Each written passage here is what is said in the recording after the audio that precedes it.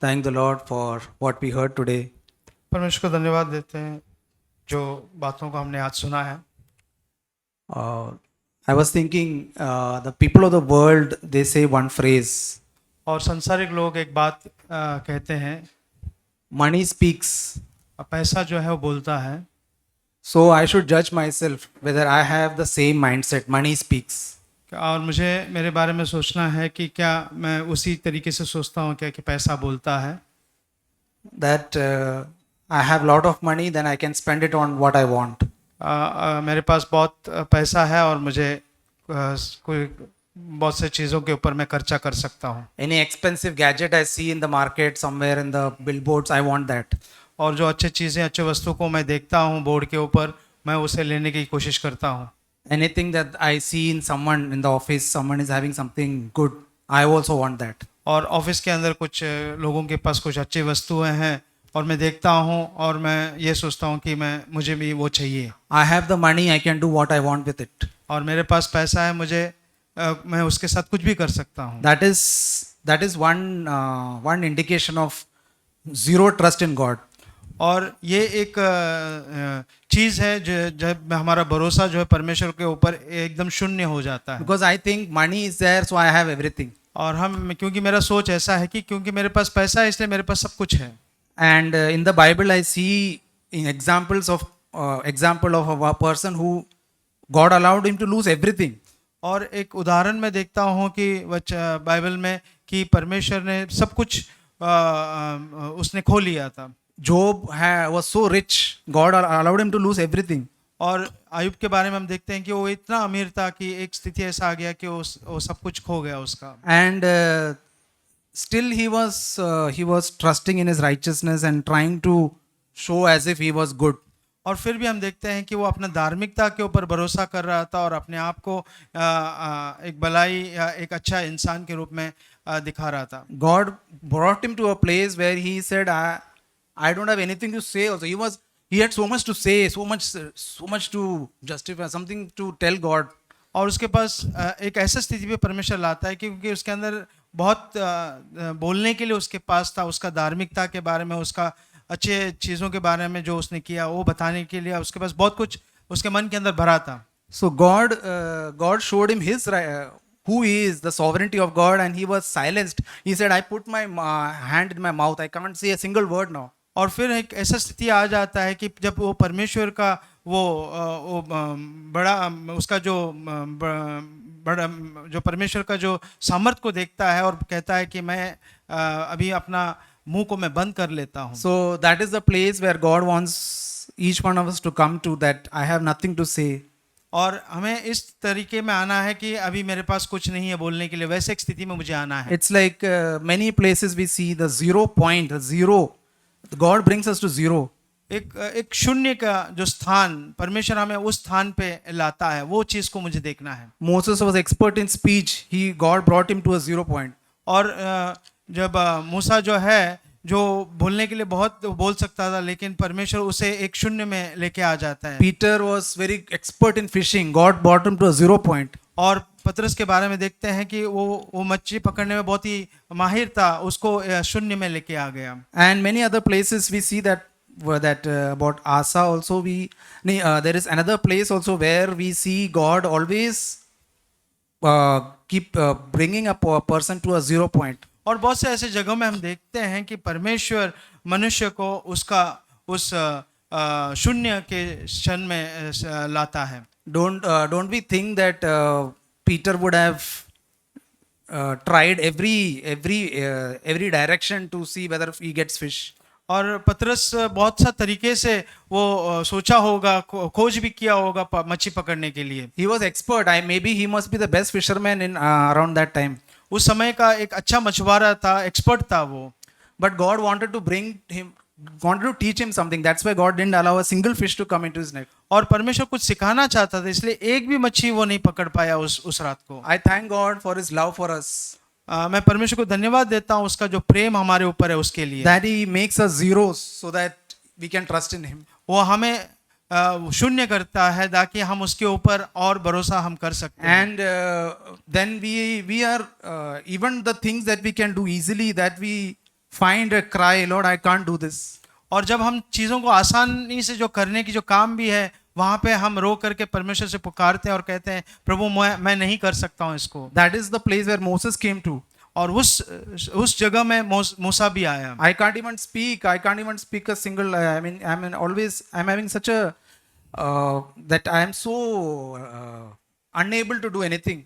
और वो ऐसा स्थान में आया कि मैं बोल नहीं सकता हूँ, मैं कुछ भी नहीं कर सकता हूँ, वैसा एक स्थान में मूसा आया। But God gave him that. God helped him, and he was such a blessing to so many people. और हम देखते हैं कि परमेश्वर ने वो आशीष किया और बहुत लोगों के लिए वो आशीष का कारण बना। Same with Peter. और पतरस के साथ भी वैसा ही हुआ। God brought him down to nothing, and then God blessed him and made him a blessing to so many people. और देखते हैं कि उसको भी शून्य में लेके आया परमेश्वर ने और बहुत लोगों को एक आशीष का कारण परमेश्वर पतरस को भी बनाया। When we feel helpless, जब हम असहायक हो जाते हैं, that's the time we depend on him.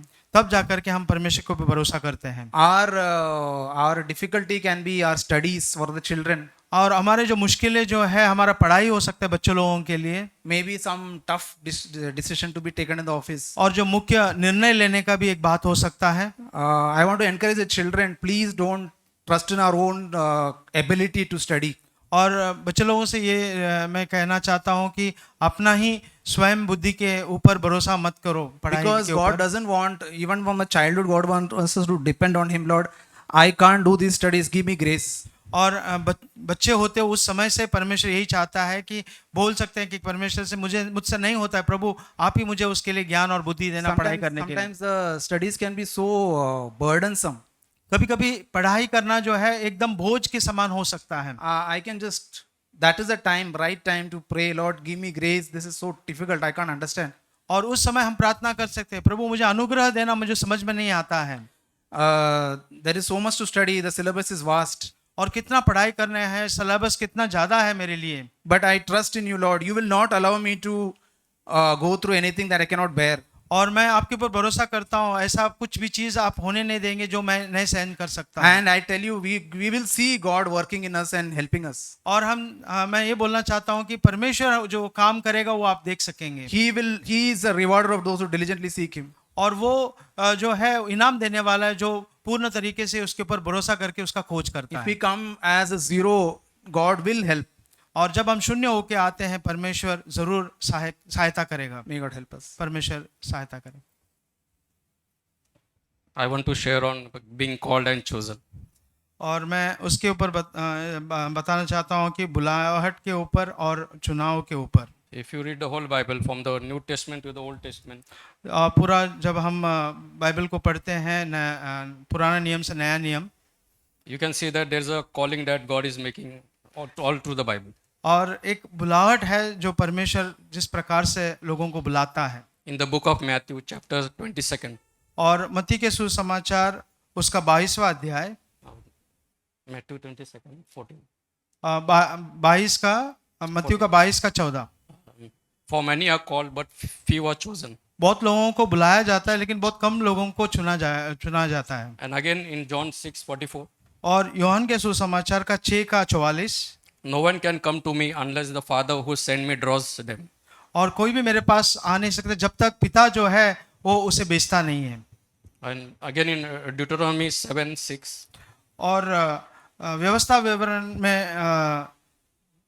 6, 7 का 6, it is written that the Lord your God has chosen you out of all the peoples on the face of the earth to be his people, his treasured possession. क्योंकि तू अपने परमेश्वर यहोवा की पवित्र प्रजा है।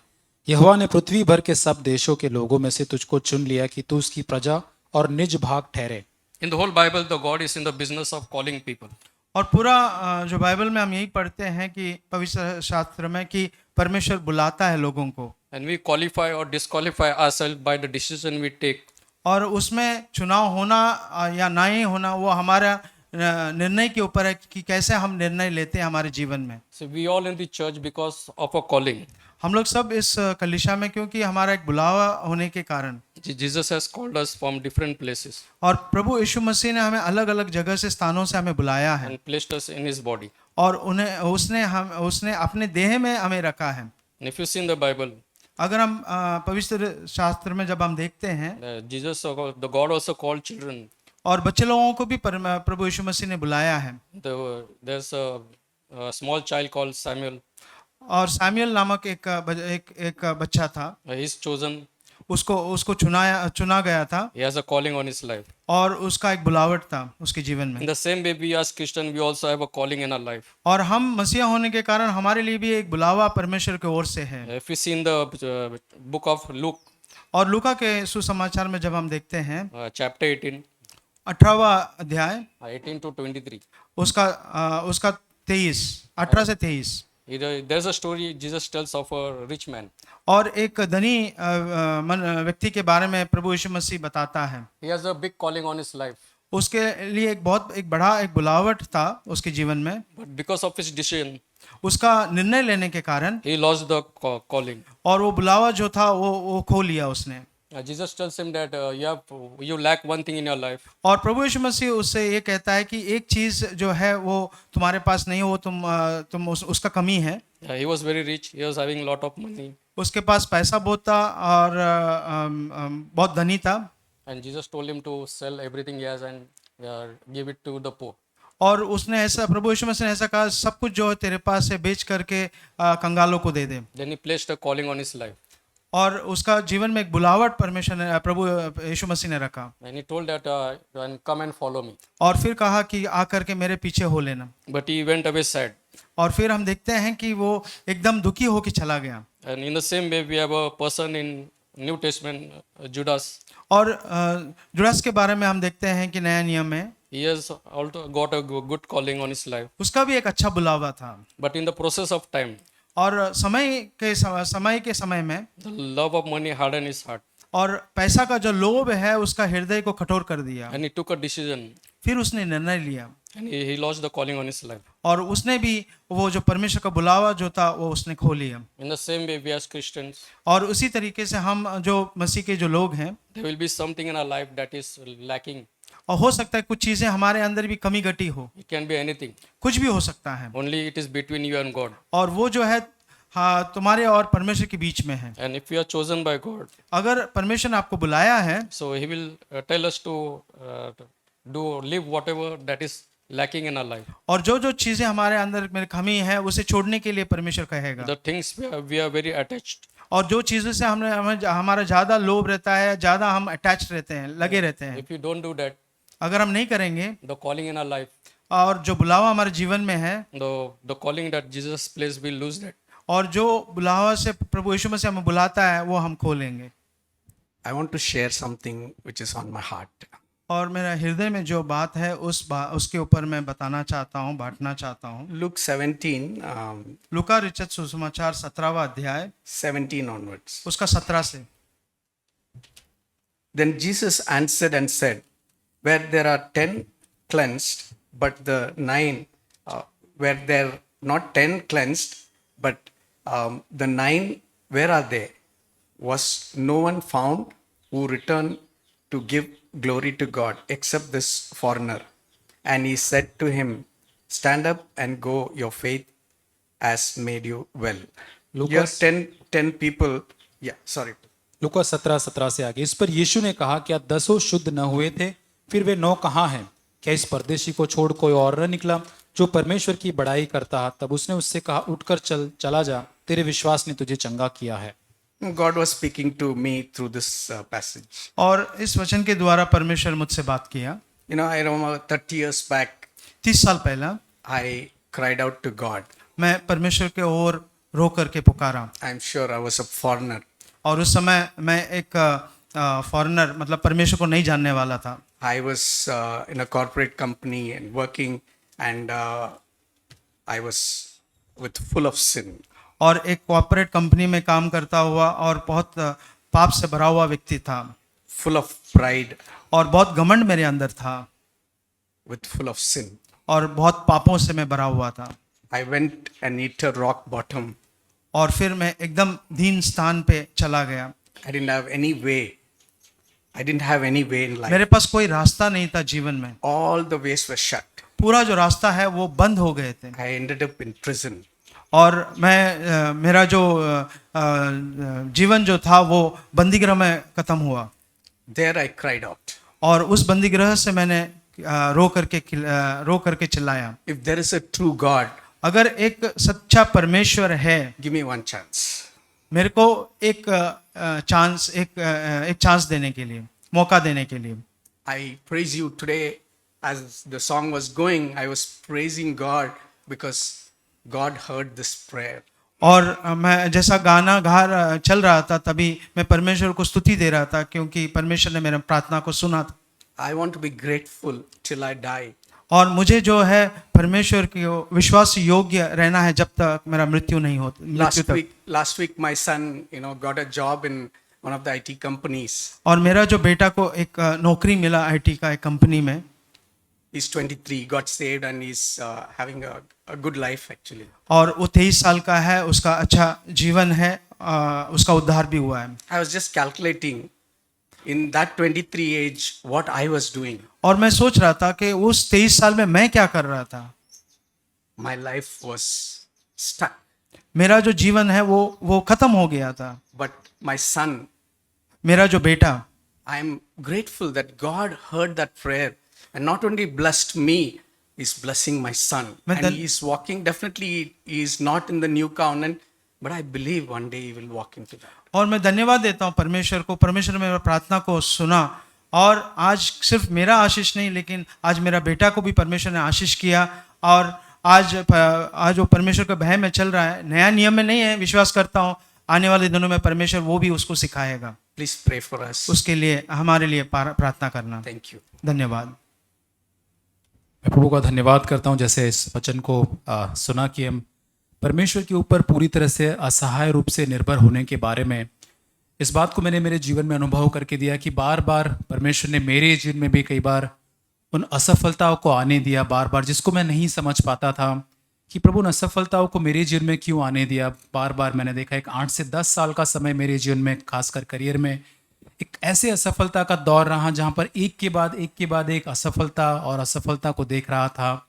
और मैं इस चीज़ को जान नहीं पा रहा था कि परमेश्वर मुझे तोड़ने का प्रयास कर रहा है, कि जहाँ पर मैं अपने आप पर भरोसा करता हूँ, अपनी योग्यता के ऊपर, अपनी कुशलता के ऊपर, जिसके द्वारा मैं कुछ कर सकता हूँ, कमा सकता हूँ, उन सारी बातों में परमेश्वर बार बार तोड़े जाने के उस रास्ते में लेकर आ रहा था। जैसे पतरस के बारे में सुना कि वो माहिर मछुआरा कितना असहाय सुबह तक महसूस कर रहा होगा कि आज कुछ भी मैं अपनी योग्यता से नहीं पकड़ पा रहा हूँ। और परमेश्वर ने उस अनुभव को मेरे जीवन में दिया। और एक ऐसा समय कि मैं अपने आप पर नहीं भरोसा कर पा रहा था, सब कुछ अंधकार में चारों ओर देख रहा था और सोच रहा था कि क्या प्रभु मेरे लिए कोई आशा है आगे भविष्य के लिए, कि प्रभु क्या कुछ भला मेरे साथ हो सकता है। और परमेश्वर ने उधर वहाँ पर दिखाया। एक समय मुझे याद आता है कि एक ऑफिस में एक बॉस बहुत ही बुराई के साथ वो व्यवहार करते थे, और जब बहुत ही तनाव में ऐसे आ गया और उन्होंने मुझे ऑफिस में बुलाकर एक बहुत ही स्कोल्डिंग दिया वहाँ पर बुरी तरह से। और उन्होंने एक वहाँ पर कथन कहा जो आज भी मेरे पास आता है, और ये कथन जो है वो बहुत ही पुराने समय से चला आता है, जो ग्रीस के अंदर उसको बोला जाता था और आज भी कॉर्पोरेट वर्ल्ड में बोला जाता है, जहाँ लिखा है कि God help those who help themselves. वहाँ पर ऐसा है हिंदी में उसको कहा, जो परमेश्वर उन्हीं की, उस बॉस ने मुझे इस प्रकार कहा क्योंकि वो मुझसे बहुत बुरी तरह से व्यवहार कर रहे थे।